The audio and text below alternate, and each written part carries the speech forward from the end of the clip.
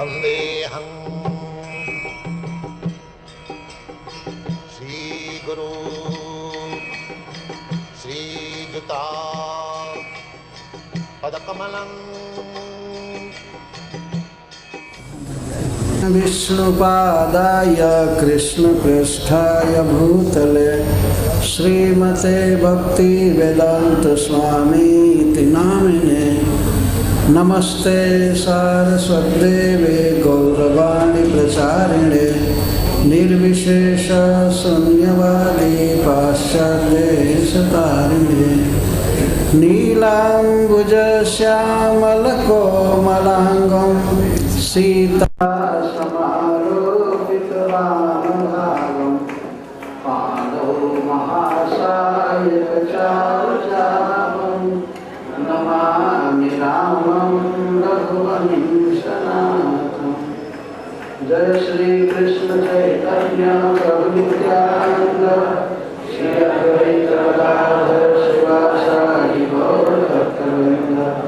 हरे कृष्णा कृष्णा कृष्णा हरे हरे हरे राम राम हरे हरे। ओम नमो भगवते वासुदेवाय।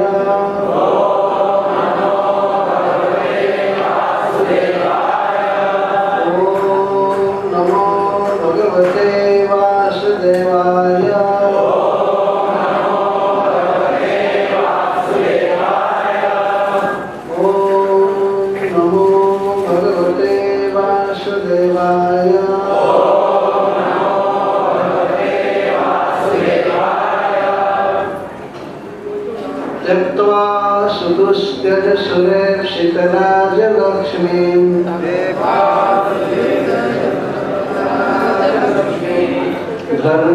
धर्मीष्ठाद्यवचसा जगदादरण्यं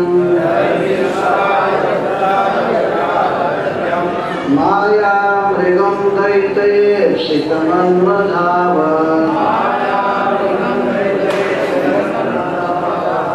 वन्दे महापुरुषते चरणारविन्दं।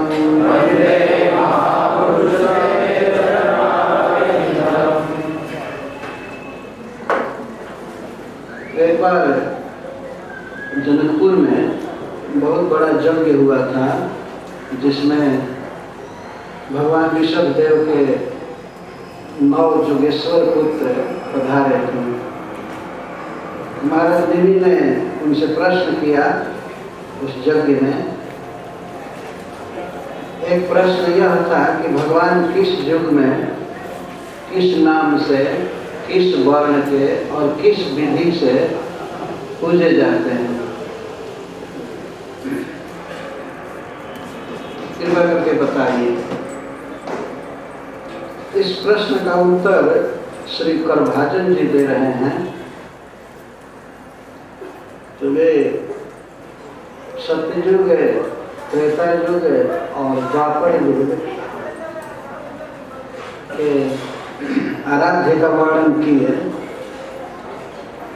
हम जो कलयुग के कौन आराध्य हैं, भगवान का कौन सा रूप है और कौन से वर्ण है, किस लीला को करने वाले उनका नाम क्या होता है, इसका वर्णन करते हैं। कृष्ण वर्णन त्रिशा कृष्णम सांगोपांगाष्ट पार्षदम यज्ञ संकीर्तन प्रयजंत ही सुमेधसः, ये उत्तर था उनका। कलयुग में भगवान की आराधना होती है तो कृष्ण वर्णम, उनके शरीर का रंग कृष्ण है। कृष्ण वर्णम त्रिशा और कृष्णम, परंतु शरीर की चमक है, काली नहीं है, श्याम नहीं है, उज्ज्वल नीलमणि की तरह चमक रहा है। त्रिशा और कृष्णम। सांगोपांगाष्ट पार्षदम, वे अकेले नहीं अवतरित हुए हैं, अपने अंग उपांग और पार्षदों के साथ अवतरित हुए हैं। ऐसे प्रभु की आराधना बुद्धिमान लोग संकीर्तन द्वारा करते हैं। संकीर्तन के दो अर्थ हैं, एक नाम संकीर्तन और दूसरा भगवान का गुण वर्णन कथा, इसको संकीर्तन यज्ञ कहते हैं। तो संकीर्तन यज्ञों के द्वारा ऐसे प्रभु की आराधना होती है। यह सब वर्णन करके करभजन जी 2 श्लोक में प्रभु की वंदना किए हैं। उन दोनों श्लोकों का अर्थ है प्राय सभी आचार्य जो हमारे गौड़ी आचार्य हैं ये 3 अर्थ करते हैं। इस कलयुग के 3 आराध्य हैं, भगवान श्री चैतन्य महाप्रभु, भगवान श्री कृष्ण और भगवान श्री रामचंद्र। इस कलयुग के आराध्य हैं। एक श्लोक में वे कहते हैं जिसकी आवृत्ति हमने किया, त्यक्त्वा सुदुस्थित सुरक्षित राज्य लक्ष्मी धर्मिष्ठ आर्य वत्सा जदगादरण्यम। जो प्रभु धर्मिष्ठ हैं, तो हम एक एक का अर्थ करें। पहले श्री चैतन्य महाप्रभु पर इसका अर्थ देखिए। त्यक्त्वा त्याग कर,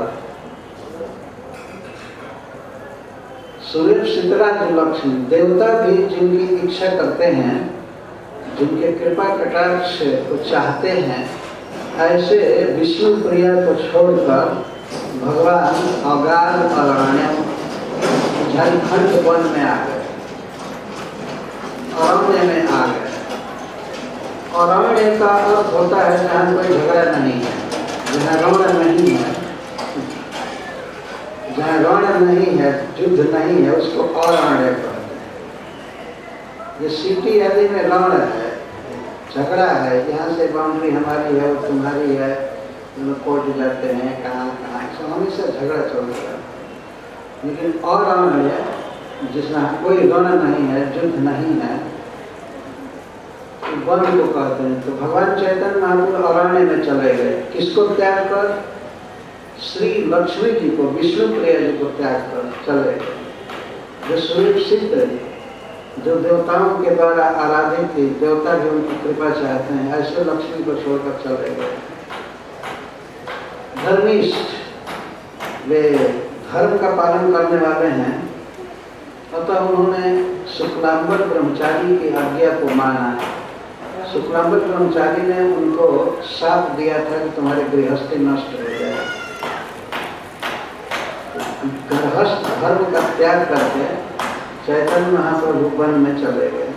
आर्य वचसा, अपने परम पूज्य आर्य शुक्लांबर ब्रह्मचारी के वचन से वचसा जदगा अरण्य में आ।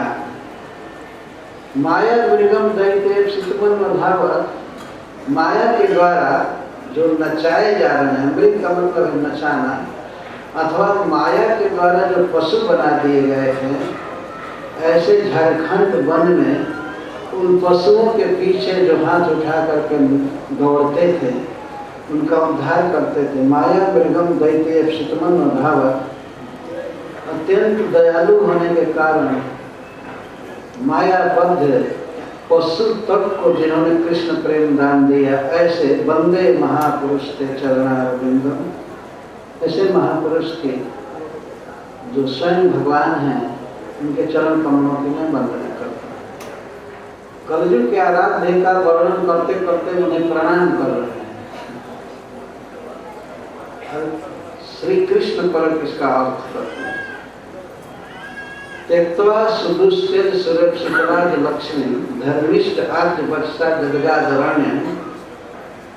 त्यक्त्वा सुदुष्टित सुरक्षितराज लक्ष्मी, मथुरा का राज्य इतना वैभवपूर्ण था, उस राज्य को देवता भी चाहते थे, देवताओं को भी वो सुख सुलभ नहीं था, लेकिन ऐसे राज्य को, मथुरा के अधिकार को, द्वारका के राज्य को बाद छोड़ करके जो अरण्य में चले गए, वृंदावन में चले गए, गोकुल महावन में चले गए, राज्य को छोड़ करके महावन में चले गए, वृंदावन में चले गए। जदगादरण्य, धर्मिष्ठ आर्य वत्सा जदगादरण्य, आर्य वचन से गए। आर्य का अर्थ है अपने परम पूज्य पिताजी श्री वसुदेव जी के कहने से चले गए। जब भगवान का जन्म हुआ चतुर्भुज रूप में, तो वसुदेव जी कांपने लगे, कहे कि इस रूप को छिपा लीजिए, आप कहीं चले जाइए। तो उनकी बात मान करके भगवान गोकुल में आ गए। बाहर से ऐसा लग रहा है अपने को बचाने के लिए आ रहे हैं, कंस के भय से आ रहे हैं, लेकिन कंस का भय कैसे हो सकता है। तो वृंदावन में आ गए और वहाँ अपनी ही स्वरूप शक्ति से पशु बने हुए, गाय आदि बने हुए पशुओं के पीछे पीछे गोचारण करते हुए चलते। माया मृगम दैत्य क्षिपन्न भाव, अत्यंत दया के कारण, दयालुता के कारण जो पशुओं के पीछे पीछे चलते हैं। ब्रज में तो कृष्ण पशुओं के पीछे ही चलते हैं, दिन भर ही उनका काम। ऐसे महापुरुष के चरण कमल की मैं वंदना करता हूँ। महापुरुष, पुरुष तो सभी जीव हैं, लेकिन महापुरुष भगवान है। अथवा कारणोदक साई, गर्भोदक साई, क्षीरोदक साई, ये सब पुरुष हैं, परंतु भगवान श्री कृष्ण या चैतन्य महाप्रभु ये तो महापुरुष स्वयं भगवान। प्रभु पशुओं के पीछे पीछे चलते। अब भगवान श्री राम पर इसका अर्थ लिखा है। त्यक्त्वा सुदुस्ते सुरक्षितराज लक्ष्मी, दशरथ धन सुनि धन लजाई। अयोध्या का साम्राज्य छोड़ करके, जिसकी इच्छा सूर्य देवता लोग करते थे, उसको छोड़ करके जो आर्यवर्षा अपने पिता श्री दशरथ जी के वचन मानकर अगाध अरण्य, जो दंडकारण्य में आ गए, वन में आ गए, और माया मृगम कपट से मृग का वेश धारण किए हुए मारीच के पीछे जो दौड़ रहे थे, ऐसे महापुरुष के मैं चरण कमलों की वंदना करूं। वंदे महापुरुष के चरणारविंद। तो दो अर्थ तो ये संस्कृत भाषा और लगता है ठीक है, लेकिन लोक में जो प्रसिद्ध है वो यही है कि भगवान श्री राम अयोध्या का राज्य छोड़कर और माया मृग के पीछे दौड़े थे। कैसे? दैतया ईप्सित, क्योंकि दैता ने, सीता जी ने इच्छा किया उस मृग की। जो कपटी मृग मारीच एक बड़ा असुर था और कपट से मृग का वेश बनाया। रावण उसके घर पर गया उसे सहायता देने के लिए। सूर्पणखा का नाक कान जब काट लिया गया था तो रावण सोया नहीं रात भर। सवेरा होते ही वो विमान से मारीच के पास गया और मारीच उसका मामा लगता था। लेकिन रावण जब गया तो रावण ने प्रणाम नहीं किया मामा को। वो तो असुर था, राक्षस था, प्रणाम क्या करें। तो पूछा मारीच कि राजन आप अकेले कैसे आए? राजा चलता है तो मंत्रियों के साथ चलता है, कई लोगों के साथ, सेना के साथ, आप अकेले कैसे आए? तो उसने कहा कि बहुत सीरियस काम है इसलिए आया। अरे सुनो, तो सुनो ध्यान से। अयोध्या से दो लड़के आए हैं, बहुत बदमाश निकले हैं, बहुत बलवान हैं, खरदूषण त्रिशरा का वध कर दिए और हमारी बहन का नाक कान भी काट लिए। कितनी शैतानी करो। तो तुम एक काम करो, तुम कपट से मृग बन करके, सुनहरा गोल्डन मृग, और सीता के आश्रम के पास चढ़ो, जिसे तुमको देख करके राम की जो पत्नी है लुब्ध हो जाए सीता, और तुमको पकड़ने के लिए जब राम चलेगा वो मारने के लिए, उसी समय मैं उस राजकुमारी का हरण करना चाहता हूँ। इतना सुन करके मारीच मामा हंसने लगा। प्रसन्न, अच्छा हुआ भांजा तुम मेरे पास आ गए, मैं तुम्हारा हितैषी हूँ। रावण कहा भांजा मत बोलो, मैं राजा हूँ। राजा किसी का भांजा नहीं होता। और मैं तुमसे सुनने नहीं आया हूँ, मैं तुमको आज्ञा देने आया हूँ। फिर भी मारीच बोलने लगा कि मेरा तुम्हारे प्रति स्नेह है, मैं तुम्हारा मामा लगता हूँ, इस कारण से मैं तुमको एक हित की बात बताना चाहता हूँ। ये जो राम है ये मनुष्य नहीं है, मनुष्य नहीं है। विश्वामित्र मुनि का यज्ञ डिस्टर्ब करने के लिए मैं गया था सिद्धाश्रम बक्सर, और उस समय यह लड़का आया था यज्ञ की रक्षा करने, लक्ष्मण। और एक साधारण तिनका से, एक सीख से उसने मार दिया बाण, और उससे इतनी मुझे आंधी आ गई, मैं 7 समुद्र पार उड़ करके गिरा, ऐसी तरह जान बच गया।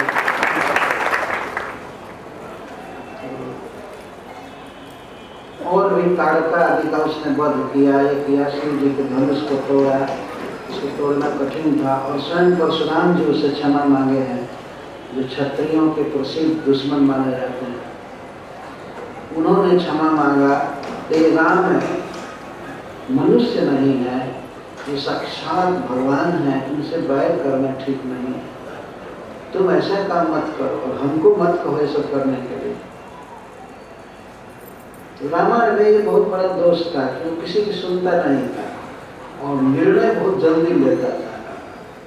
उसने कहा कि सुनो, मैं तुमको इसीलिए क्षमा कर रहा हूँ ये उपदेश करने पर कि मैं तुम्हारा भांजा हूँ, इसीलिए क्षमा कर दे, मामा हूँ इसीलिए। नहीं तो अब तक मैं तलवार से काट दिया होता तुमको। जैसे वाल्मीकि रामायण में लिखा हुआ है, अब तक मैं नहीं छोड़ा होता, लेकिन अब क्या करें, तुम मेरे मामा हो। पर सुनो, तुम जाते हो कि नहीं? तुम जाओ, मैं जो प्लान कर चुका हूँ उसे करना है, सीता का हरण करना है। तुम जाओ और मृग बन करके लुभाओ। तुम्हारी से अवंत ने देखा कि नहीं बदलेगा तो गाली देते देख आया। उसने देखा कि अब नहीं जाता हूँ तो ये काट डालेगा, और जाता हूँ तो भगवान राम के हाथ से मारा जाऊंगा। तो मारीच ने यही निश्चय किया कि ठीक है, दोनों हालत में तो मुझे मरना ही है, तो बेटर है राम के हाथ से, इसके हाथ से नहीं मरना। तो इसलिए वो राम को गाली दे दिया, खूब बोला है, कहा कि अधम तुम अब मरोगे, निश्चित मरोगे, तुम बहुत अटपटान मार्ग पर पैर रख चुके हो, मैं तुम मेरी बात नहीं सुन रहे हो, ये नहीं सुन रहे हो, तुम्हारे जैसा बुद्धू इस संसार में कोई नहीं है। तो चांस था, राजा बन गया, लेकिन अब तुम बचने वाला नहीं है। राम कहा ठीक है जाओ, वो तो काम करना चाहो, ठीक है जाओ, मैं जा रहा हूँ। तो मारीच गया और जा करके बहुत ही सुंदर मृग बना, बड़ी बड़ी आंखें, और शरीर पर कई रंग था, कई रंग, मुख्य रंग था गोल्डन, बहुत विचित्र मृग बना। वैसे मृग को देखकर कोई भी व्यक्ति लुब्ध हो जाएगा। तो आश्रम के बिल्कुल निकट पंचवटी में, जहाँ भगवान रहते थे पत्नी के साथ और लक्ष्मण जी के साथ, तो चलने लगा, कोई थोड़ा पर दूर जाता था, कभी निकट जाता था, ऐसे दिखता था। ये सोचता था कि सीता की दृष्टि पड़े मुझ पर, तब तक पड़ गई दृष्टि। सीता जी की दृष्टि पड़ी पर सीता जी कहती हैं, हे प्रियतम, आप देखिए ये मृग कितना सुंदर है, कितना सुंदर है, और मेरे आश्रम में रहेगा, इसको मैं पालतू मृग बनाऊंगी, आप इसको पकड़ कर लाएंगे, आप इसको पकड़ कर लाएंगे।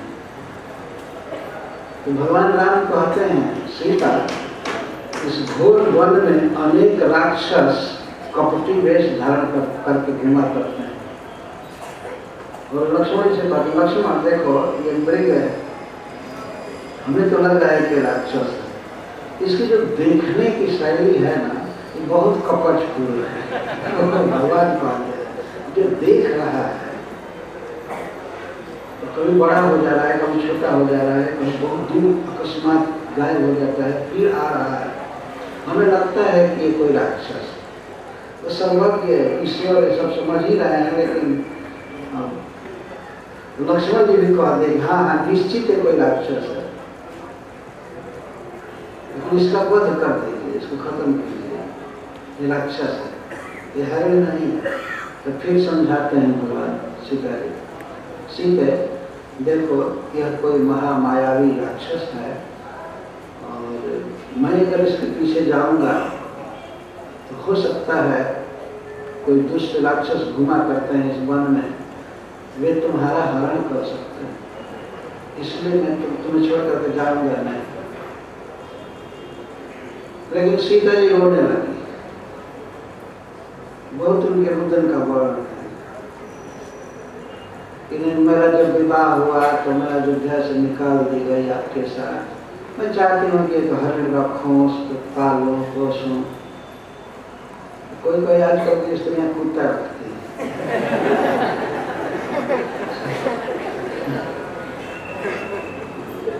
जबकि उसको रोज मांस खिलाओ, दूध खिलाओ, ये करो, हठ करने लगे। और हमारा कौन है, आप हमारी इच्छा पूरी करेंगे, आप ही हमारे सब कुछ है, आप हमको लाइए, पकड़ करके लाइए, और नहीं पकड़ में आएगा तो मार करके लाइए, क्योंकि हम लोग कोई धन लेकर नहीं आए हैं वन में। इतना सोना जब हमारे पास रहेगा तो काम आएगा। उसका चांद जो था गोल्डन था, गोल्ड था। तो सीता जी यहाँ पे कहते हैं कि हम लोग तो बनवासी हैं, हम उनका राज चला गया, तो इतना सोना रहेगा तो काम आएगा। इसलिए किसी भी हालत में चाहे इसको पकड़ कर लाइए चाहे मार कर लाइए, अब जाइए जरूर। जब इस तरह से हठ किया सीता ने तो भगवान कहे ठीक है।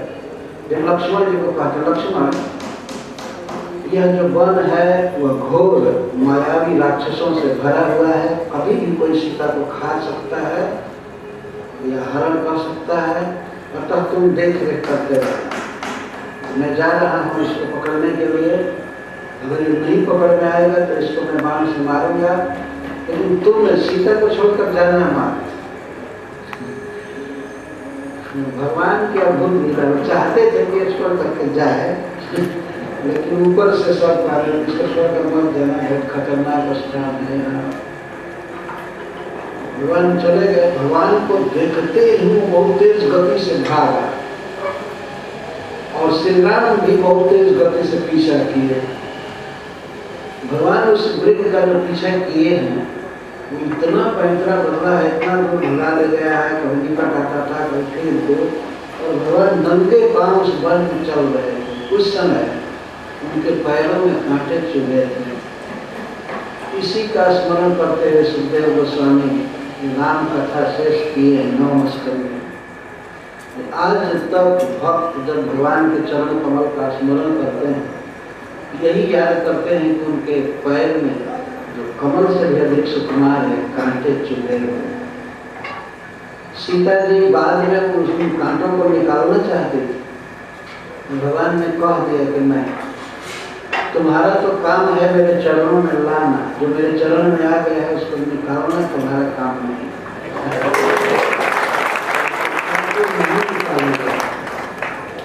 भगवान इतने शरणागत वक्तव्य है, आत्मा में शस्त्र नहीं काट सकता है, आत्मा में छेद नहीं कर सकता, लेकिन भगवान की एक अद्भुत लीला है।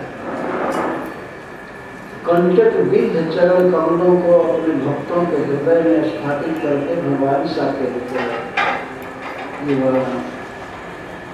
यह जो लीला है माया मृग के पीछे चलने की, जबकि वे सर्वज्ञ हैं, सब कुछ जानते हैं, उन्हीं के प्लान से सब हो रहा है। फिर भगवान ऐसे दौड़े दौड़े दौड़े अंत में बहुत दूर, इतना दूर गया, फिर वहां से भागा, फिर आया, केवल इतना ही दूर रहा कि जहां से आश्रम पर उसकी आवाज चली जाए।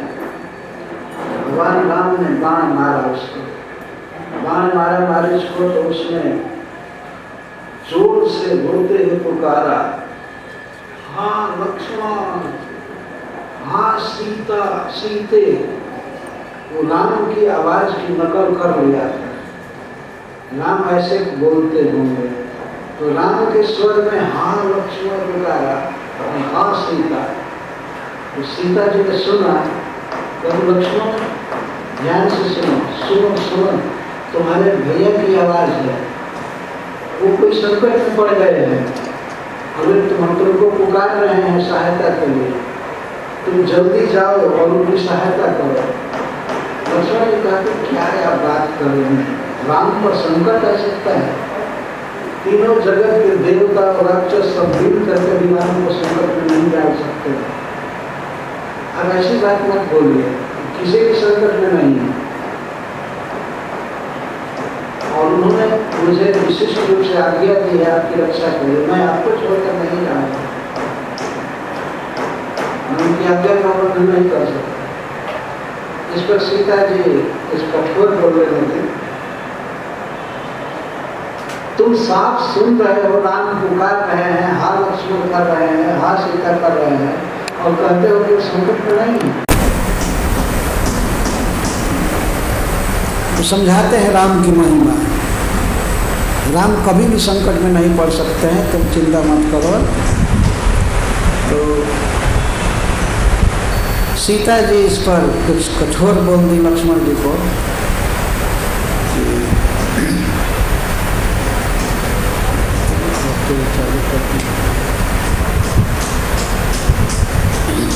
तो पंखा कम रखना चाहिए ना।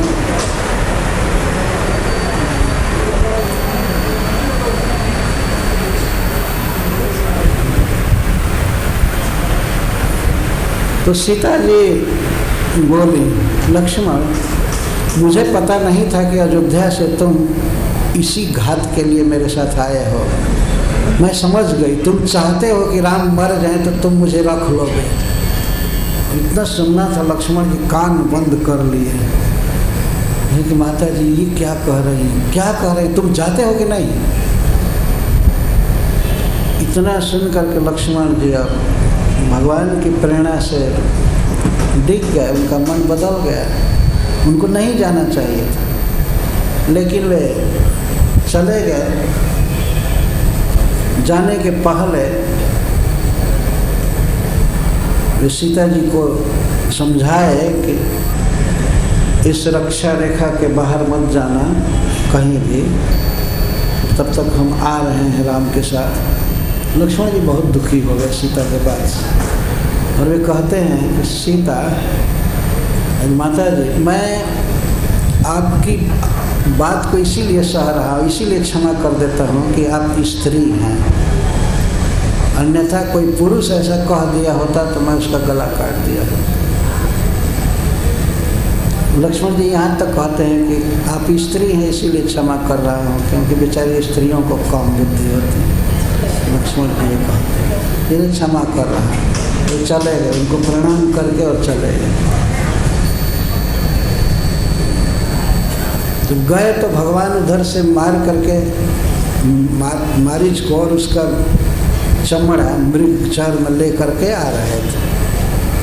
लक्ष्मण जी को देखा भगवान ने, तो वो कहते, लक्ष्मण तुम क्यों आ गए? हमें तो लगता है कि कोई न कोई राक्षस सीता को खा गया होगा या हरण कर लिया होगा।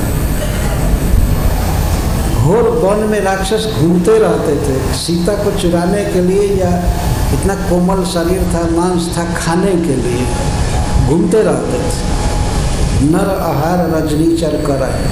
तो भगवान कहते हैं मुझे तो विश्वास है कि अब कोई न कोई खा गया होगा, तुम क्यों आए ऐसे? तो सीता जी ये बोलती हैं, अरे लक्ष्मण जी बोलते हैं कि मैं क्या करूं, मैं नहीं आ रहा था, लेकिन उन्होंने ऐसे कहा, इस तरह की बात कहा कि तुम अयोध्या से इसी पर्पस से आए हो, ये हो। तो भगवान कहे वो बेचारी वो तो स्त्री है ही, लेकिन तुम कौन बुद्धिमान हो? उसकी बात से उद्विग्न होकर के आ गए। लक्ष्मण तुमको ऐसा नहीं करना चाहिए था, तुमने अच्छा नहीं किया, चलो चलो जल्दी चलो जल्दी चलो। तो हाथ में मृगचर्म लिए हुए भगवान श्री राम रोते हुए वहीं से आए आश्रम में, और सचमुच आए तो रावण सीता का हरण करके लाए। तो यहाँ पर करभाजन जी यह कह रहे हैं कि माया मृगम दैत्य शतमन वधावत वंदे महापुरुष ते चरणारविंद। भगवान श्री राम की याद कर रहे हैं कि कलयुग के ये आराध्य हैं। और श्रील प्रभुपाद जी ने मुख्य रूप से यही तीनों डीटी की स्थापना की। तीनों देव, भगवान श्री राम, श्री कृष्ण और श्री चैतन्य महाप्रभु। और जगन्नाथ जो तो कृष्ण ही हैं, जो तीनों कृष्ण ही हैं वास्तव में, लेकिन फिर भी जगन्नाथ जी तो प्रकट ही कृष्ण नाम से हैं जगन्नाथ। तो सारी दुनिया में श्रील प्रभुपाद जी ने 3 विग्रह स्थापित किया। श्री कृष्ण को राधा रानी के साथ और गौर निताई चैतन्य महाप्रभु को नित्यानंद प्रभु के साथ, और श्री राम सीता लक्ष्मण हनुमान जी के साथ। कई जगह स्थापना। तो इस प्रकार से ये श्री राम कलयुग के आराध्य हैं। कैसे भगवान का अवतार हुआ, मैं तो इस सत्र में चाहता था यही कहना कि भगवान श्री राम का अवतार किस प्रकार हुआ। क्योंकि रामनवमी है। रामनवमी का मतलब नवमी के दिन भगवान श्री राम प्रकट हुए इस पृथ्वी पर अयोध्या में। नवमी होम बार मधुमासा। अयोध्या में भगवान का जन्म हुआ। किस कारण से जन्म हुआ और कौशल्या तथा दशरथ कौन थे, ये कहा जाता है कि महाराज मनु जो स्वयंभू मनु हैं, वे दशरथ जी बने थे एक बार। और वैसे प्रसिद्ध कथा ये भी है कि कश्यप जी दशरथ बने और माता अदिति कौशल्या बनी पुत्र भाव से। इसके साथ ही साथ एक कल्प में स्वयंभू ब्रह्मा जी के पुत्र मनु महाराज दशरथ बने और शत्रुपा जी कौशल्या बनी। स्वयंभू मनुवरु शत्रुपा जिनते भई नर सृष्टि अनूपा, जिन्होंने विश्व सृष्टि किया मनु महाराज ने, ब्रह्मा जी के पुत्र, वे राज्य छोड़ करके तप किया और तप करने पर भगवान उनके सामने प्रकट हुए और उन्होंने वर दिया। तो कथा इस प्रकार की है कि मनु महाराज बहुत काल तक शासन किए। इनके एक पुत्र का नाम है उत्तानपाद। नृपोत्तानपाद सुत जास ध्रुवहरि भगत भयव सुत तास। उत्तानपाद इनके पुत्र थे, जिनके पुत्र ध्रुव महाराज थे, उत्तानपाद के पुत्र, और भगवान के बहुत बड़े भक्त हुए ध्रुव जी। लघुसूत्र नाम प्रिय व्रत ताहि, वेद पुराण प्रशंसा ही जाए। और छोटे बेटा प्रियव्रत महाराज हुए, जिनकी प्रशंसा वेद और पुराण करते हैं। पुराण मतलब श्रीमद् भागवत। पुराणों में और वेदों में प्रियव्रत महाराज की बहुत प्रशंसा है। तो और देवहूति पुनीतास कुमारी, जो मुनि कर्दम कै प्रिय नारी। और देवहूति जी इनकी पुत्री थी, 3 पुत्रियों में एक पुत्री जो कर्दम जी को ब्याही गई। और आदि देव प्रभु दीन दयाला जठर धरे जय कपिल कृपाला, वो उनकी पुत्री इतनी महिमामयी हुई, उसने अपने पेट में भगवान को धारण किया। भगवान कपिल देव जन्म लिए, जो तत्व विचार में बहुत निपुण है। तो बहुत काल तक राजा मनु राज्य किए, लेकिन उसको रामायण में कहा जा रहा है कि होई न विषय विराग भवन बसत भा चौथपन, हृदय बहुत दुख लाग जन्म गयौ हरि भगति बिनु। महाराज मनु को बहुत दुख लगा।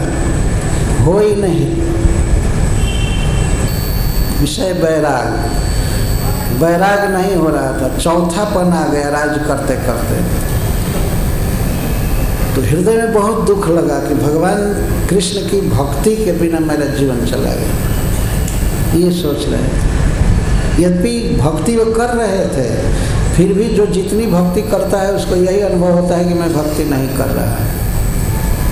और जो भक्ति नहीं अच्छा से करते हैं वो सोचते हैं कि हम तो बहुत भक्ति कर रहे हैं। ये उल्टा होता है। भक्ति करता है उसको यही अनुभव होता है कि मेरा तो जीवन बेकार जा रहा है, नहीं कर रहा।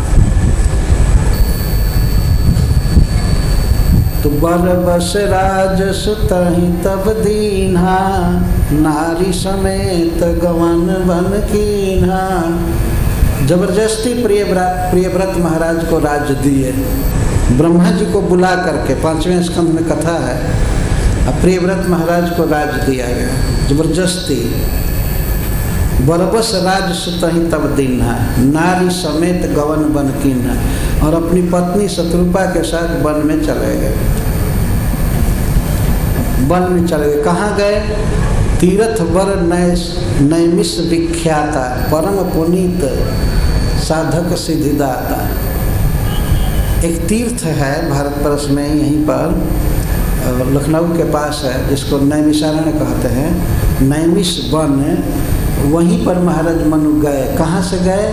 कानपुर से गए। बिठूर, गंगा जी के तट पर एक प्राचीन शहर है जो ध्वस्त हो गया है। बिठूर मनु महाराज की राजधानी थी, बरहिस्मतीपुर। उसका नाम था बरहिस्मतीपुर, इसीलिए उसको बिठूर कहते हैं। तो वहाँ से नैमिषारण्य में गए। वहाँ से नैमिषारण्य बहुत दूर नहीं है, वो गए। तो गोस्वामी तुलसीदास जी वर्णन करते हैं कि तीर्थ वर नैमिष विख्याता, तीर्थों में एक श्रेष्ठ तीर्थ है नैमिषारण्य, जो अति पुनीत है और साधकों को, भगवान के भक्तों को सिद्धि देता है, भगवान का धाम देता है। तो वहाँ वे गए और जब वहाँ पहुँचे तो ये कहते हैं वहाँ बहुत से संत समाज रहते थे। तो हर्षित मन से, बहुत ही उमंग के साथ वे गए नैमिषारण्य और पहुँचे जाए धेनुमती तीरा। धेनुमती मतलब गोमती। वहाँ जा कर के गोमती में स्नान किए। आज भी गोमती नदी वहाँ बहती है, हम लोग भी स्नान किए हैं। तो गोमती में स्नान किए, स्नान करके और फिर उस क्षेत्र में जो जो तीर्थ थे, जहाँ जहाँ तीर्थ रहे, सुहाए मुनि ने सकल सादर करवाए। तो मुनि लोग सब जगह घुमाए, ये तीर्थ ये तीर्थ। जैसे वृंदावन में हम लोग जाते हैं, मथुरा में तो बरसाने है, नंदगांव है, गोवर्धन है और गोकुल आदि। तो नैमिषारण्य में भी आसपास में बहुत से तीर्थ है। मुख्य तीर्थ है चक्र तीर्थ। तो और भी सब तीर्थ घुमाए, मुनि लोग करवा रहे थे महाराज शंभु को, मनु महाराज। तो वो गए, तीर्थ किए। कृष्ण शरीर मुनिपट परिधाना, सत समाज नित सुनहि पुराना। नैमिषारण्य में मुख्य काम क्या था मनु महाराज का? एक तो आहार कम करते थे, इसलिए कृष्ण शरीर हो गया, दुबला पतला शरीर। तपस्या करते थे। और मुनिपट परिधाना, मुनि लोग जैसा वस्त्र पहनते हैं वैसा वस्त्र पहनते थे। मुनि लोग कोई पुराना कपड़ा कोई फेंक दिया है उसको लपेट लेते हैं, या केला पहनते हैं, बहुत साधारण कपड़ा पहनते हैं। भाल ना खाइबो और भाल ना परिबो, चैतन्य महाप्रभु विरक्तों के लिए कहते हैं, अच्छा मत खाना और अच्छा मत पहनना। भाल ना खाइबो और भाल ना परिबो। रघुनाथ दास गोस्वामी को चैतन्य महाप्रभु उपदेश दिए। तो महाराज मनु नैमिषारण्य में मुनि पट पहनते थे, साधु की पोशाक। काम क्या करते थे? सत समाज नित सुनहि पुराना। संत के समाज में, भक्तों के समाज में नित्य पुराण सुनते थे। पुराण से तात्पर्य है श्रीमद् भागवतम। साधु का यही काम है, साधारण रहना, साधारण खाना और नित्य भागवत सुनना, ये काम है। सत समाज नित सुन ही पुराना, और इसके साथ जप करना। 12 अक्षर मंत्र पुनि जप ही सहित अनुराग, वासुदेव पद पंकरुह दंपति मन यति लाग। और जप करते थे। क्या जप करते थे? 12 महामंत्र। ओम नमो भगवते वासुदेवाय, ये जप करते थे। यह भी महामंत्र है, इसको बार बार महामंत्र कहा गया है। और ये 12 मंत्र, इसको जपते थे। 12 अक्षर मंत्र पुनि जप ही सहित अनुराग, अनुराग के साथ जप करते थे। अनुराग से जपना चाहिए। अनुराग मतलब एकदम तहे दिल से भगवान में मन लगा करके। हरे कृष्णा कृष्णा कृष्णा हरे हरे, हरे राम राम राम हरे। 12 अक्षर मंत्र पुनि जप ही सहित अनुराग, वासुदेव पद पंकरुह दंपति मन तिलाक। और वसुदेव नंदन भगवान श्री कृष्ण के चरण कमल में मन लग गया। यह चरण कमल से तात्पर्य है समग्र सौंदर्य शरीर, उसी का चिंतन करते थे। वाणी से नाम जप करते थे, मन में भगवान के सुंदर रूप का चिंतन करते थे, और कान से श्रीमद् भागवतम सुनते थे। सत समाज नित्य सुन ही पुराना। इस तरह से वे तपस्या कर रहे हैं। करही आहार मूल फल कंदा, सुमिरहि ब्रह्म सच्चिदानंदा। ये राजा थे सारी पृथ्वी के। जाकर नैमिषारण्य में कंद मूल फल का आहार करते थे। वो भी कोई इंपोर्ट करके नहीं मंगाते थे कहीं से, वहीं जंगल में जो मिलता था वही खाते थे। आजकल तो सुनते हैं फल कहाँ से आ रहा है, सेब इधर से आ रहा है, उधर से आ रहा है। इस तरह का जीवन उनका नहीं था। कंद मूल फल खाते थे और सुमिरहि ब्रह्म सच्चिदानंद, परब्रह्म भगवान श्री कृष्ण का स्मरण कर रहे थे। सुमिर जप कर रहे थे, कथा सुन रहे थे, स्मरण कर रहे थे। पुनि हरि हेतु करन तप लागे, बारी आधार मूल फल त्याग। फिर भगवान श्री कृष्ण का दर्शन पाने के लिए, उनसे भेंट करने के लिए अब तपस्या करने लगे, बढ़ाने लगे तपस्या। कंद मूल फल त्याग दिए और केवल जल पीकर रहते थे। इस तरह की तपस्या, भगवान को पाने की लालसा है।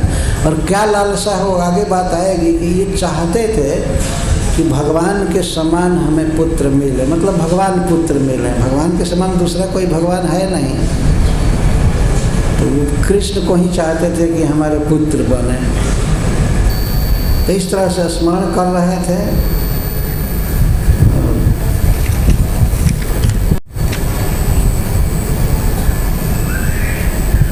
पूरे अभिलाष निरंतर होई, देखिए नयन परम प्रभु सोई।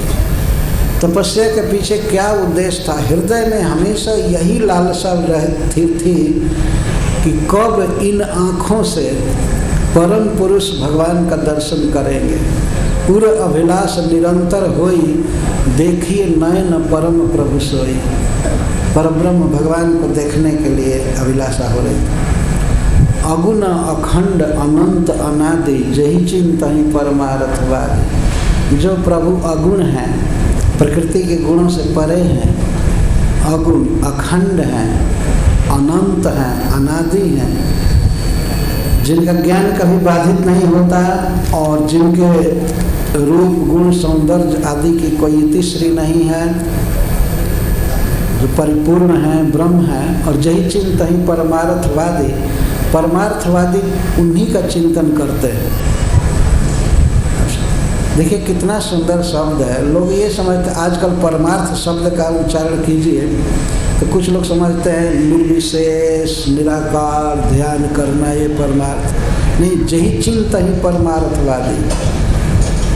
उसको आँख से देखने की लालसा हो रही है, उसी का चिंतन परमार्थवादी करते हैं, भगवान के सुंदर स्वरूप का चिंतन करते हैं, उसको हम देखना चाहते हैं। नेति नेति जही वेद निरूपा, वेद जिनको नेति नेति कहता है वो प्राकृत नहीं है, ये नहीं है, वो नहीं है, वो नहीं, वो दिव्य है, इस तरह से प्राकृतत्व का निषेध करता है वेद। और जो निजानंद निरुपाधि अनुपा, जो अपने ही आनंद में रहते हैं, अपने स्वरूप के आनंद में या भक्तों के साथ आनंद लेते हैं, जो निरुपाधि हैं, प्रकृति के संसर्ग से शून्य हैं और अनुपम हैं, एक ऐसे प्रभु को हम देखना चाहते हैं। इसके लिए वे जप कर रहे थे, तप कर रहे थे। यहाँ तक कहते हैं शंभु विरंच विष्णु भगवाना उपजहि जासुवंत सत्यनान।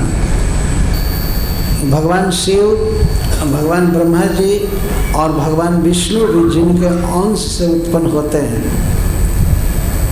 उनका मैं दर्शन करना चाहता हूँ। तो यह सिद्धांत है वास्तव में। भगवान श्री हरि विष्णु ये भी भगवान के अंश हैं, श्री कृष्ण के अंश हैं, ऐसे उपजते हैं। लेकिन इतने महान होने पर भी ऐसे ही प्रभु सेवक बस अहई, भगत है तो लीला तनु गहई। तो ऐसा महान होने पर भी प्रभु भक्तों के वश में है, सेवक बस अहई, अपने सेवक के वश में होते हैं प्रभु। और भक्तों के लिए उनको सुख देने के लिए लीला शरीर ग्रहण करते हैं। ग्रहण का अर्थ प्रकट करते हैं, ये भागवत में कई बार बात आई। अपना स्वरूप भगवान प्रकट करते हैं भक्तों के लिए। वास्तव में असुरों का संहार और पृथ्वी का भार दूर करना है तो संकल्प से कर सकते हैं, लेकिन भक्त उन्हें देखना चाहते हैं, उनसे बात करना चाहते हैं, उनको छूना चाहते हैं, खिलाना चाहते हैं, झूला झुलाना चाहते हैं, कलवाही देना चाहते हैं। ऐसे तो भक्तों के हित के लिए वे अपना स्वरूप प्रकट करते हैं। इसके बाद मनु महाराज कहते हैं जौ यह वचन सत्य श्रुति भाषा तो हमारा पूज्य ही अभिलाष। यदि यह बात वेद बिल्कुल सत्य कहता है तो हमारी अभिलाषा प्रभु पूरा करें। एक अद्भुत बात है, कहते हैं कि यदि वेद का यह वचन सत्य है, इस तरह की बात भागवत में भी है। वेद के वचन कभी झूठे नहीं हो सकते, फिर भी ये कहने की एक रीति है कि यदि वेद सत्य बोलता है तो भगवान हमारी अभिलाषा जरूर पूरा करेंगे, हमारे आँखों के सामने जरूर प्रकट होंगे। यही विधि बीते बरस शत सहस बारी आहार, संवत सप्त सहस्र पुनि रहे समीर आधार। 6000 वर्ष तक इस तरह से भजन किए, पानी पी करके, केवल कंदमूल तो बहुत पहले छोड़ दिए थे। 6000 वर्ष तक केवल जल पी करके भजन किए। भजन में वही कथा सुनना और जप करना, जप करना और कथा सुनना, यही भजन है। अच्छा, 6000 वर्ष और 7000 वर्ष जल छोड़ करके रहे समीर आहार, फिर हवा पी करके रहे 7000 वर्ष। ये सब कैलकुलेट करके लिखा गया, ऐसा नहीं कि अंदाज से लिख दिया गया। नहीं तो कई लाख वर्ष कह दिया जाता है। 6000 वर्ष पानी पीकर केवल, और वो भी रोज पानी नहीं पीते थे। और 7000 वर्ष केवल सांस लेकर के, पानी नहीं। वर्ष सहस 10 त्यागे सोई, और 10,000 वर्ष उसके बाद वो सांस लेना भी बंद कर दिए, हवा खाना बंद कर दिए, और एक पैर से दोनों खड़े हो गए। मनु महाराज और शत्रुपा ठाड़े रहे एक पल, दो पैर से भी नहीं खड़े, एक पैर से खड़े हो गए। भगवान को पाने के लिए अगर कोई इतना कष्ट करे, क्यों नहीं भगवान उसके पुत्र बनेंगे, मित्र बनेंगे, वो आ जाएंगे। इस तरह से भजन किए। तो विधि हरिहर तप देखी अपारा, मनु समीप आए बहुबारा।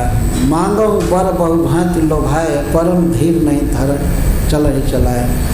तो ब्रह्मा जी आते थे हंस पर चढ़ करके, भगवान भी आते थे गरुड़ पर चढ़ करके, और शिव जी भी नंदीश्वर पर आते थे। तपस्या भी कर रहे थे खड़े होकर के, शरीर बिल्कुल सूख गया था, केवल हड्डी मात्र रह गया था शरीर में और कुछ नहीं था।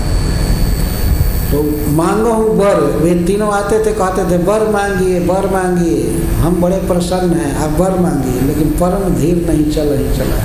मांगो हूँ वर बहुभांति लोभाए, बहुत लोभ दे रहे थे कि वर मांगिए, लेकिन नहीं दिए।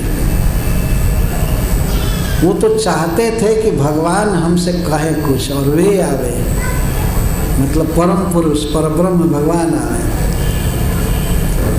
अस्थि मात्र हो ही रहे शरीरा, तदपि मनाग मन ही नहीं पीरा। अस्थि मात्र केवल शरीर में था, फिर भी मन में कोई पीड़ा नहीं थी। तो प्रभु सर्वज्ञ दास निज जानी, प्रभु तो सर्वज्ञ हैं, सबके हृदय की जानते हैं।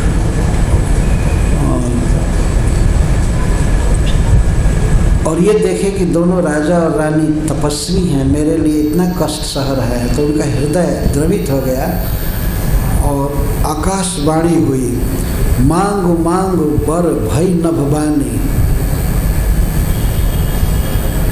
परम गंभीर कृपामृत सानी।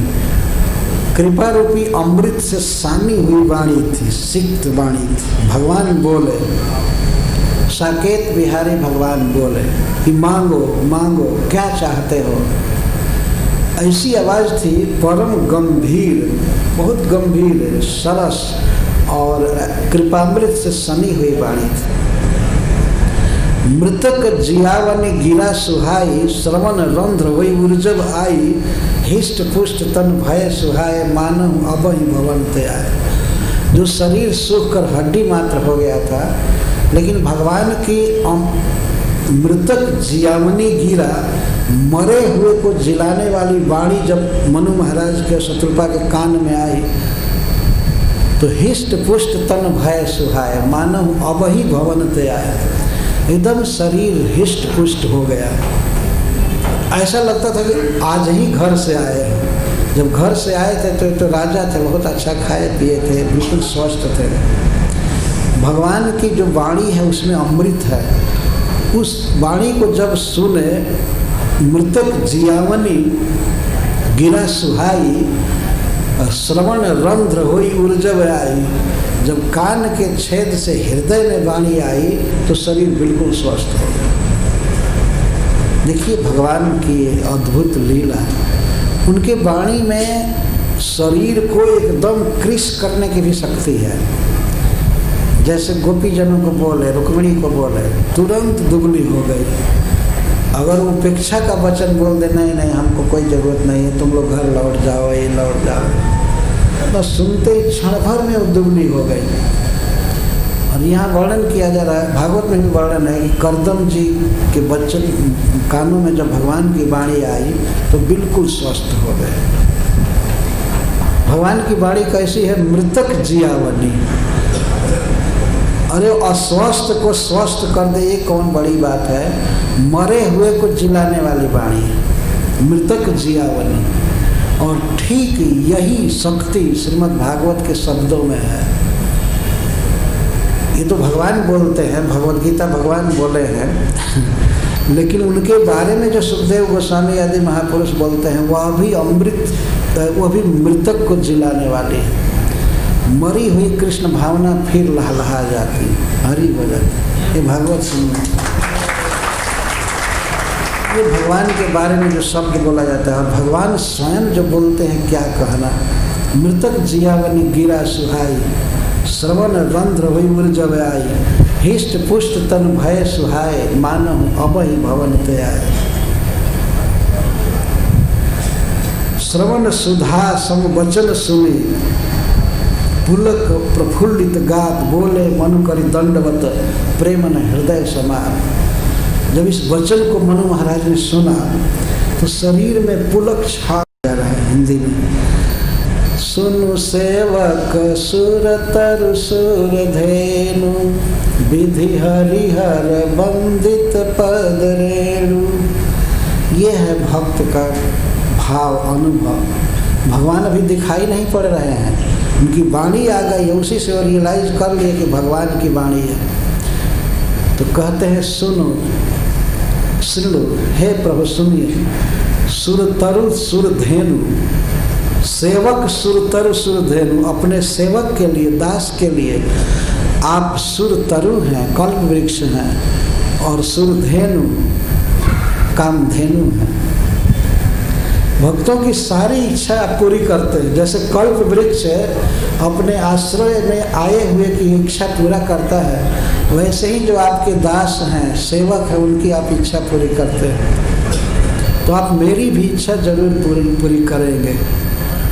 कामधेनु और कल्प वृक्ष दोनों इच्छा पूरी कर देते हैं। तो भगवान अपने सेवकों के लिए, अपने भक्तों के लिए सुर तरु हैं और सुर धेनु हैं। सुनु सेवक सुर तरु सुर धेनु, विधि हरिहर बंदित पद रेणु। और आपके पद रेणु की वंदना, चरण धूलि की वंदना ब्रह्मा विष्णु और शिव करते हैं।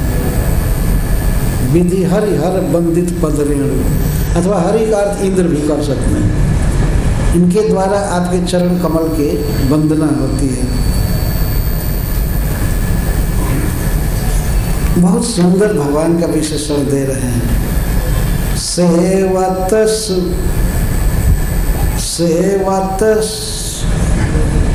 सुलभ सकल सुखदायक, प्रणत पाल सचराचर नायक।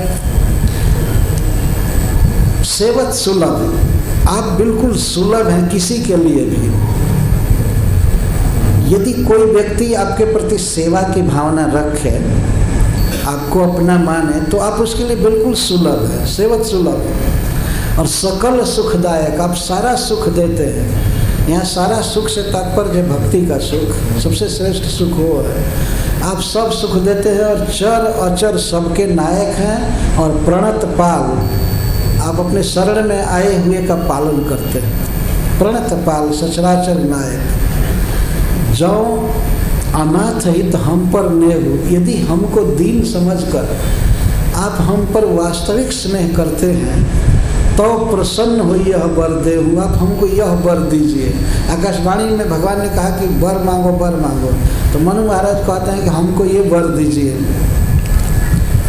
जो स्वरूप बस शिव मन माही, जहि कारण मुनि जतन कराही। जो भुसुंडी मन मानस हंसा, अगुन सगुन जहि निगम प्रशंसा।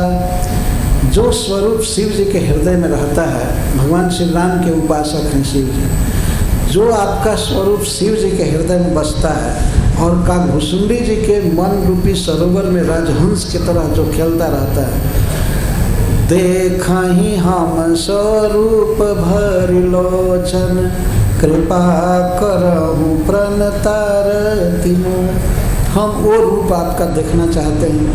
हम भरी लोचन, आँख भर करके नख से सिख तक, सिख से नख तक आपको देखना चाहते हैं।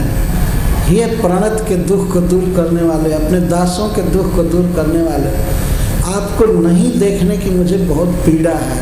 आप हमारे आँखों के दर्द को हर लीजिए, आप हमको दर्शन दीजिए।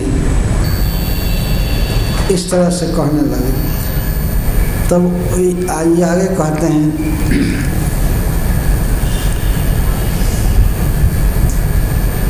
देखई हम स्वरूप भर लोचन, कृपा करहु प्रणतारति मोचन। इस बात को सुनकर भगवान बहुत प्रसन्न हुए। दंपति वचन परम प्रिय लागे। पति पत्नी की बात को जब भगवान ने सुना, मनु महाराज और शत्रुपा की, तो परम प्रिय लागे। मृदुल विनीत प्रेम रस पागे। इतनी सुंदर बात थी। एक तो मृदु और विनीत और प्रेम रस से पागा हुआ। तो आप लोगों ने देखा है जिलेबी शीरा में पकाया जाता है, डाला जाता है, उसको पागना कहते हैं। पा गए, प्रेम रस में पागा हुआ सिक्त बिल्कुल। या गुलाब जामुन को जैसे डालते हैं चीनी के रस में, या पुआ बना करके डालते हैं, या जलेबी, इस तरह से वाणी इतनी सुंदर थी कि भगवान तृप्त हो गए, बहुत उनको अच्छा लगा। वाणी की विशेषता थी मृदुल, बहुत कोमल और विनीत, नम्र भाव से, और प्रेम से सिक्त, प्रेम रस पा गए। भगवान इस तरह से सुने, तो ये बात सुन करके उसी समय प्रकट हो गए। पहले तो वाणी बोले थे, लेकिन अब प्रकट हो गए मनु महाराज के लिए। भगत वत्सल प्रभु कृपा निधाना, विश्ववास प्रकटे भगवान। वो तो विश्ववास सब जगह विश्व में है, अपने भक्त के लिए श्री भगवान प्रकट हो गए। कैसा रूप है भगवान का, उसका बहुत सुंदर वर्णन किया गया है।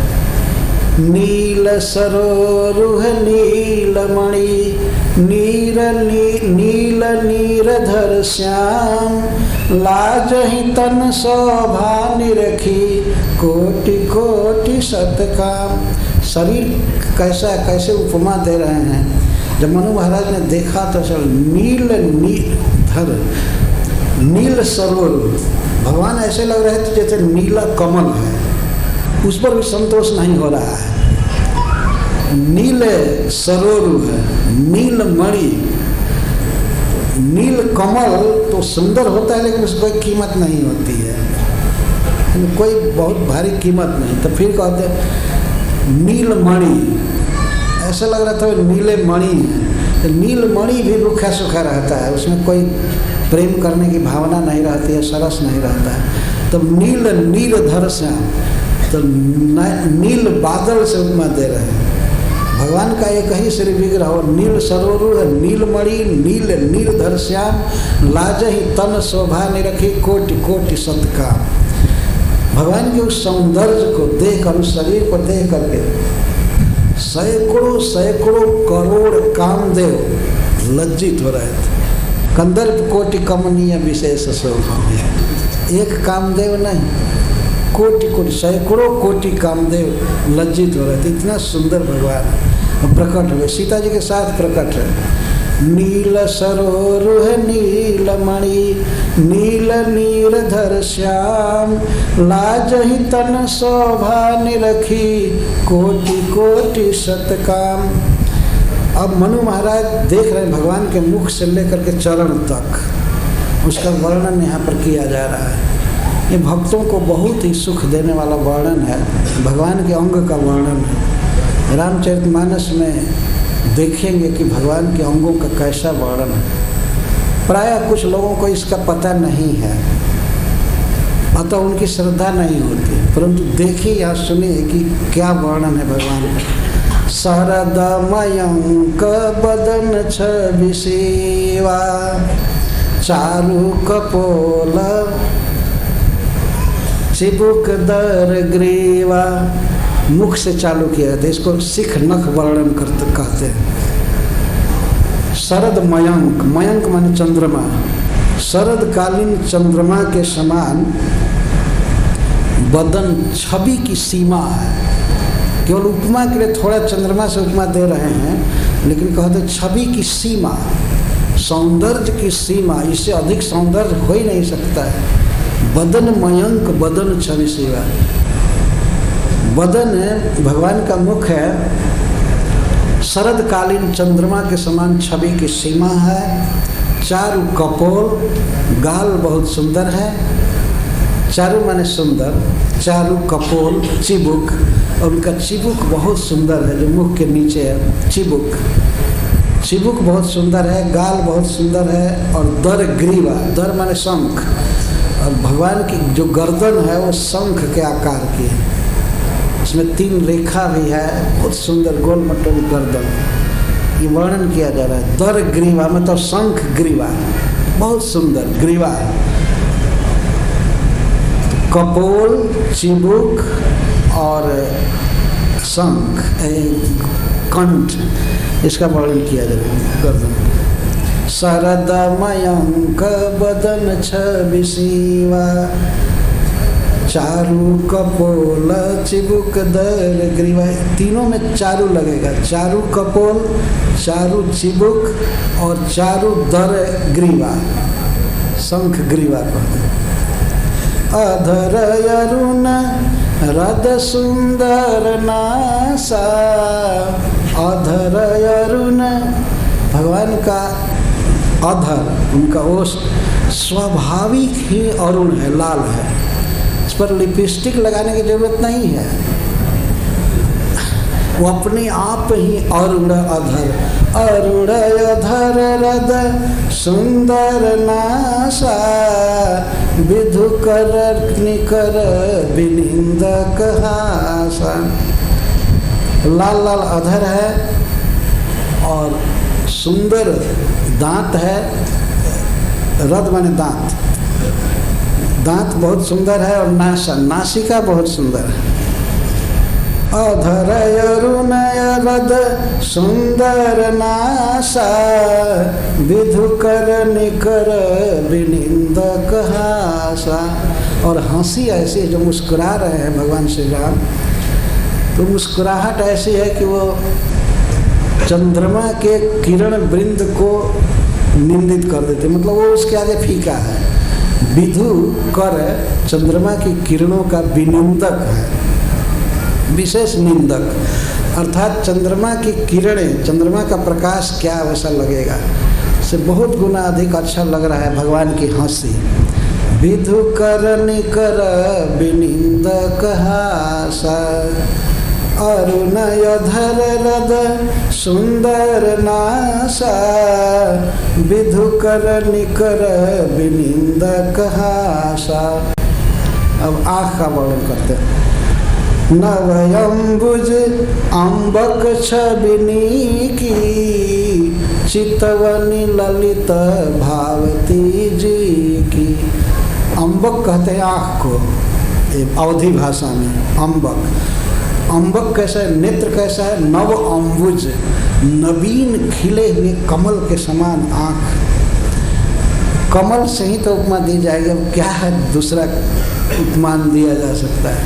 नवयंबुज अम्बक छबिनी की, नव अम्बुज की तरह, कमल की तरह भगवान के नेत्र हैं, बहुत सुंदर। और चितवनी ललित भावती जी की, और चितवनी आँखों से इधर उधर देखना, मतलब मनु महाराज पर, शत्रुपा पर चढ़ा, वो तो हृदय को अत्यंत सुंदर लग रही है, भावती बहुत अच्छी लग रही है देखने।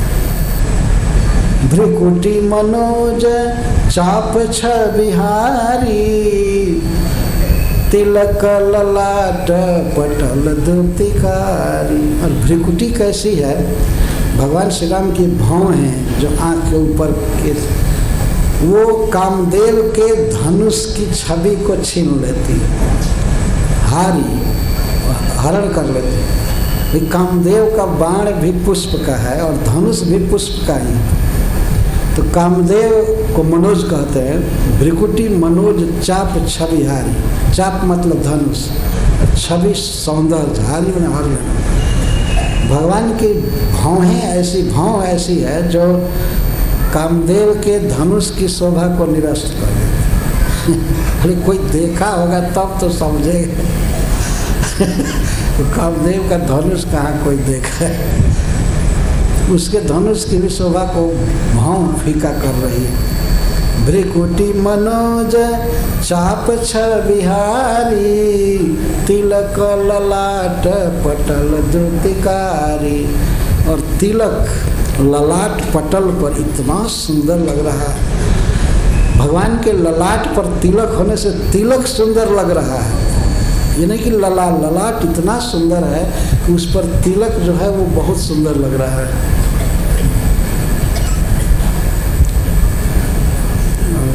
आगे वर्णन करते हैं। कुंडल मकर मुकुट सिर भ्राजा, कुंडल मकर मुकुट सिर भ्राजा, कुटिल के सजन मधुप समाजा। कुंडल मकर, कुंडल कैसा है? मकराकृत, मकर के आकार का है, मगर के आकार का झूल रहा है। भ्राजत इसमें भी लगेगा। और कुंडल श्रवण मुकुट सिर भ्राजा, और सिर पर मुकुट चमक रहा है, सिर भ्राजा, सिर पर मुकुट चमक रहा है, कानों में कुंडल झूम रहे हैं, और कुटिल केश जनु मधुप समाजा, और घुंघराले केश जो मुकुट से नीचे दिखाई पड़ रहे हैं, वो लगता है कि भंवरों का समाज बैठा है भगवान के मुख कमल को पीने के लिए। उनका मुख कमल के समान है, और उस कमल पर जैसे भंवरे बैठते हैं, ऐसे लगता है कि भंवरे इस कमल का पराग पीने के लिए जुटे हुए हैं। उर श्रीवत्स रुचिर बनमाला, और उर पर बाएं वक्षस्थल पर श्रीवत्स है, बहुत सुंदर लग रहा है रुचि। उर श्रीवत्स रुचिर बनमाला, बन रुचिर सब दोनों ओर लगेगा, दयाली दीपक न्याय से। हृदय पर सुंदर श्रीवत्स और सुंदर बनमाला, बनमाला मतलब फूल की माला। उर श्रीवत्स रुचिर बनमाला, पदिक हार भूषण मणिजाला।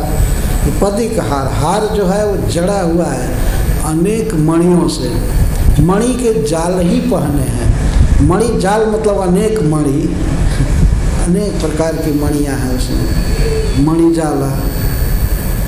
के हरि कंधर चारु जनेऊ, और कंधा ऐसा है जैसे सिंह का कंधा, चौड़ा, छाती चौड़ी, कंधा चौड़ा है, बहुत सुंदर। और उस पर रेख बर तीन रेखा है पेट पर, बहुत सुंदर। और नाभि कैसी है? वो नाभि मनोहर लेत जनु जमुन भंवर छलिछी, और मनोहर नाभि भगवान की ऐसी सुंदर लग रही है, नाभि इतना सुंदर लग रहा है कि जमुना के भंवर की शोभा को भी छीन लेता है। जमुना जी में भंवर बहुत सुंदर पड़ती है। हमने जब इस उद्गार को पढ़ा था गोस्वामी तुलसीदास जी का, तो एक बार जब भारत यात्रा में चित्रकूट गया था, तो चित्रकूट जाने में गोस्वामी तुलसीदास जी का जन्म स्थान पड़ता है रास्ते में, प्रयागराज से चलने पर राजापुर गांव के पास। तो जमुना को मैंने वहाँ देखा, वहाँ पर इसको मैं देखने लगा कि तुलसीदास जी कहते हैं कि भगवान का नाभि जमुना के भंवर की छवि को छीन लेता है, तो देखें जमुना में भंवर कैसी पड़ती है। वहीं पर मेरे मन में आया कि उन्होंने देखा होगा इधर जरूर। तो वास्तव में भंवर ऐसे बहुत ही गोलाकार पड़ती है, गंगा में भी पड़ती है, लेकिन गंगा जी का जो पानी है वास्तव में वो सांवला नहीं है, गोरा पानी है, वो धवल पानी है। और जमुना जी का पानी सांवला है, भगवान के शरीर का रंग भी सांवला है। तो इसीलिए गोस्वामी तुलसीदास जी वर्णन करते हैं कि नाभि मनोहर लेत जनु जमुन भंवर छलिछी। मनोहर नाभि इतना अच्छा है कि वो जमुना के छवि को छीन लेता है, मतलब उससे भी अधिक सुंदर। तड़ित विनिंदक पीत पट उदर रेख बर तीन, नाभि मनोहर लेत जनु जमुन भंवर छलिछी। ये है भगवान के रूप का वर्णन।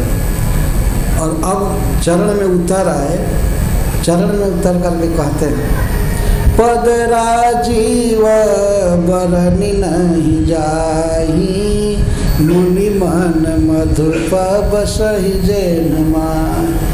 और पद राजीव, राजीव माने कमल, चरण कमल का तो वर्णन कर ही नहीं सकता। ये हमें शक्ति नहीं है वर्णन करने का। उधर तो कुछ किया भी, यदि वो भी सब वर्णन से अतीत ही किए, लेकिन कुछ वर्णन तो करना चाहिए ना, इसलिए वर्णन किया। चरण कमल के विषय में कहता है पदरा जीव बरनी नहीं चाहिए, तो वर्णन किया नहीं जा सकता।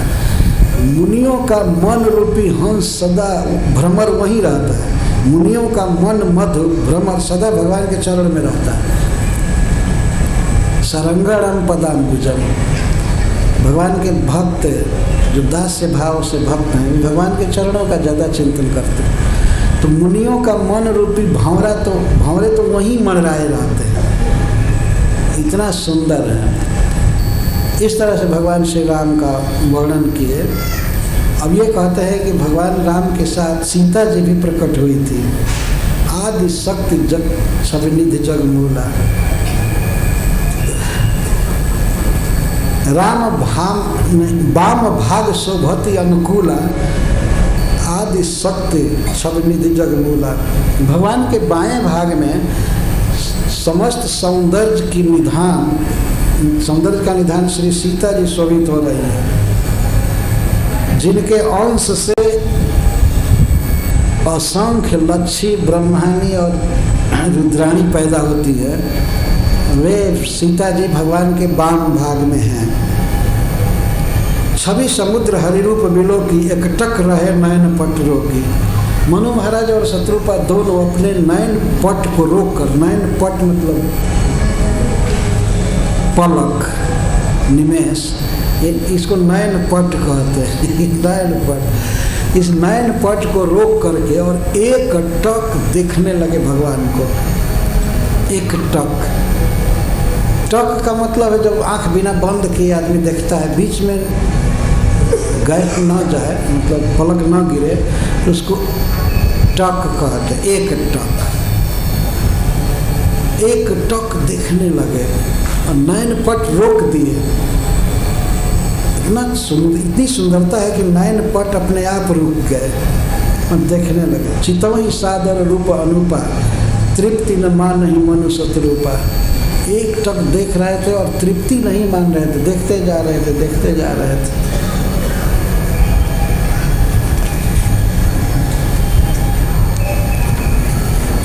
हर्ष विवश तन दशा भुलाने, इतना हर्ष हुआ कि शरीर की दशा भूल गए और दंडवत की तरह गिरे। दंड जैसे डंडा छोड़ने पर गिरता है, ऐसे गिरे। ये गिरने के लिए उदाहरण दिया गया है।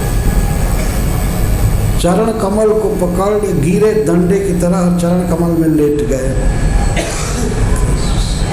सिर पर से प्रभु निज कर कंजा, तो भगवान श्री राम अपने करकंज से, कर कमल से उनके सिर को छुए और इसके बाद उठाए, मनु महाराज को उठाए, तुरंत उठाए करुणा पुंजा। बोले कृपा निधान पुनि, अति प्रसन्न मोहि जान।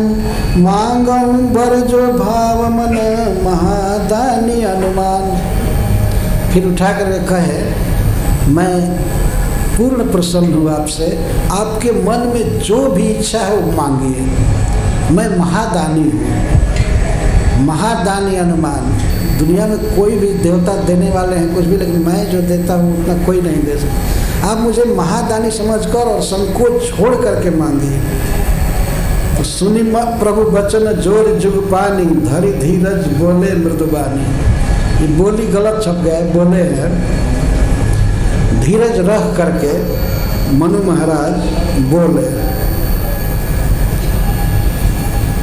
नाथ देखी पद कमल तुम्हारे, अब पूरे सब काम हमारे। आपके चरण कमल को देखकर हमारी सारी इच्छा पूरी हो गई, सारी इच्छा पूरी हो गई। लेकिन एक लालसा बड़ उर माही, एक लालसा है हमको, सुगम अगम कही जात सुना है। वो सुगम भी है अगम भी है। ऐसे मिलना मैं विश्वास करता हूँ कि मिल जाएगा, लेकिन दूसरे दृष्टि से विश्वास करता हूँ कि नहीं मिलेगा, शायद आप भी नहीं देंगे। एक लालसा है, तुम ही देत अति सुगम गुस्सा। सुगम आपके दृष्टि से है, आप इतने दानी हैं और सर्वज्ञ हैं, अपने को कई रूप में बदल सकते हैं, कर सकते हैं, आपके लिए सुगम है। लेकिन अपनी अयोग्यता देख करके मैं इसको अगम मान रहा हूँ, वो नहीं मिलेगा। जथा दरिद्र विबुध तरुपाई, बहु संपत्ति मांगत सकुचाई। जैसे कोई महाकंगाल कल्प वृक्ष के पास जाए तो बहुत संपत्ति मांगने में संकोच करेगा। यदि कल्प वृक्ष सब कुछ दे सकता है, लेकिन कंगाल व्यक्ति अब संकोच करेगा बहुत मांगने में, क्योंकि उसके प्रभाव को नहीं जानता। तासु प्रभाव जान नहीं सोई, तथा हृदय मम संशय हुई। तो जैसे गरीब व्यक्ति को कल्प वृक्ष से मांगने में संशय होता है, वैसे हमको संशय हो रहा है, आप देंगे कि नहीं देंगे, हम मांगने जो है कि नहीं है। तो आप सो तुम जानहु अंतर्जामी, पूर्वक मोर मनोरथ स्वामी। आप अंतर्जामी हैं, सबके हृदय में रहते हैं। तो हमारे हृदय में क्या इच्छा है आप स्वयं पूरा कर दीजिए। मुझे मांगने में बड़ा शर्म आ रहा है मुझे मांगने में शर्म आ रहा है। तो भगवान कहते सकुच बिहाई मांग नृपमोई, मोरे नहीं अदेय कछुतो। हे महाराज, आप संकोच छोड़कर मांगिए। ऐसी कोई चीज़ नहीं है जो मैं आपको न दे सकूं। मेरे लिए आपको अदेय कुछ भी नहीं है, मैं सब कुछ दे सकता हूँ। तो जब ये आश्वासन पाए मनु महाराज, तब बोलते हैं दानी शिरोमणि कृपा निधि, नाथ कहूँ सती भाव, चाहूँ तुम ही समान सुत, प्रभु सन कवन दुराव। जब भगवान ने इतना खोल कर कहा कि नहीं, हमारे लिए आपके लिए कुछ भी अदेय नहीं है, मैं सब कुछ दूंगा, तो कहते हैं हे दानी शिरोमणि, हे कृपा निधि, मैं सत्य वचन भाव व्यक्त कर रहा हूँ। चाहूँ तुम ही समान सुत, प्रभुषण कवन दुरा। मैं आप जैसा पुत्र चाहता हूँ। अब आपसे क्या छिपाना है। प्रभुषण कवन दुरा, आप जैसा बेटा चाहता हूँ। देखी प्रीति सुनि वचन अमोले, एवं अस्तु करुणा निधि बोले। यह प्रेम देख करके भगवान ने कहा ठीक है, ठीक, एवं अस्तु, यही हो। लेकिन महाराज, आप सरिस खोजो कहाँ जाई, मैं कहाँ खोजूंगा अपने समान किसी को, कोई है ही नहीं भगवान के समान कोई है ही नहीं, तो किसको खोजेंगे।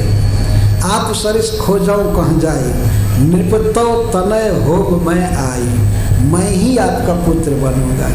भगवान ने कहा इस तरह से, भगवान नृपतो तनय होग मैं आई, मैं आप आकर के आपका पुत्र बनूंगा। फिर शत्रुपा से कहे माता जी आप मांगे, तो उन्होंने कहा कि जो बर नाथ चतुर नृप मांगा, सोई कृपाल मैं अति प्रिय लागे। वही बर हमको प्रिय है, जो राजा मांगे वही हम मांगते हैं। लेकिन फिर भी मांगे, उन्होंने मांगा कि जो सुख, जो गति आपके भक्तों की होती है, जो स्वभाव होता है, सोई सुख सोई गति सोई भगति, सोई द्विज चरण सनेह, सोई विवेक सोई रहनी, प्रभु हम ही कृपा करी दे। रानी ने मांगा कि भक्तों में जो गुण है, जो सुख है, जो उनकी गति है, आपसे जितना प्रेम है और जो विवेक है, वो सब हमको दीजिए। ये मांगने के बाद तब मनु महाराज भगवान से एक और बात कहे। मनु महाराज ने ये कहा कि सुत भी सही तो पदरति हो, मोहिबड़ बूढ़ बूढ़ कहे किनको। हे प्रभु, जब आप मेरे पुत्र बने तो मेरे मन में केवल पुत्र भाव ही रहे। हमको भले दुनिया बेवकूफ़ कहे कि ये भगवान को बेटा मानता है, जो जगत के ईश्वर हैं, स्वामी, उनको अपना पुत्र मानता है, हमको कोई कुछ भी कहे, लेकिन हमारे मन में आपके प्रति पुत्र भाव ही केवल रहे, भगवत भाव न कभी नहीं, पुत्र भाव। मणि बिनु फनी जिमि जल बिनु मीना, मम जीवन तिमि तुम ही अधीना। और जैसे मणि के बिना सर्प नहीं जीवित रहता है, पानी के बिना मछली जीवित नहीं रहती है, उसी तरह से मेरा जीवन आपके बिना न हो, मेरा जीवन आपके अधीन हो, आप हमारे साथ रहें। इतना प्रेम हो पुत्र भाव से। और ये देखा गया है दशरथ जी के जीवन में कि भगवान के बन जाते ही 4 दिन के अंदर ही वे शरीर छोड़ दिए, उनके बिना नहीं जी सकते थे। ऐसा सत्य प्रेम था। कभी कभी नंद महाराज और माँ जसोदा रोते रहते थे, कहते थे कि सच्चा भाव था महाराज दशरथ का, हमारा बेटा तो मथुरा गया है, कई दिन बीत गया नहीं आया, फिर भी हम जी रहे हैं। और धन्य है महाराज दशरथ जो राम के विरह में कुछ क्षणों में ही मर गए, जीवित नहीं रहे। ये वर मांगा था तो भगवान ने उनको बताया ठीक है आप जाइए, आप स्वर्ग में इस समय जाइए, उसके बाद अयोध्या में आपका जन्म होगा, दशरथ के रूप में मैं आपका पुत्र बनूंगा अपने अंशों के साथ, मतलब मैं 4 भाई के रूप में जन्म लूँगा। तो इस तरह से भगवान ने वर दिया और वही महाराज मनु अयोध्या में दशरथ जी के रूप में हुए और भगवान उनके पुत्र बने इसी रामनवमी को। हरे कृष्ण जय Shri Ram. Hare Krishna, Krishna Krishna, Hare Hare, Hare Rama, Rama Rama, Hare Hare. Hare Krishna, Krishna Krishna, Hare Hare, Hare Rama, Rama Rama, Hare Hare. Hare Krishna, Krishna Krishna, Hare Hare, Hare Rama.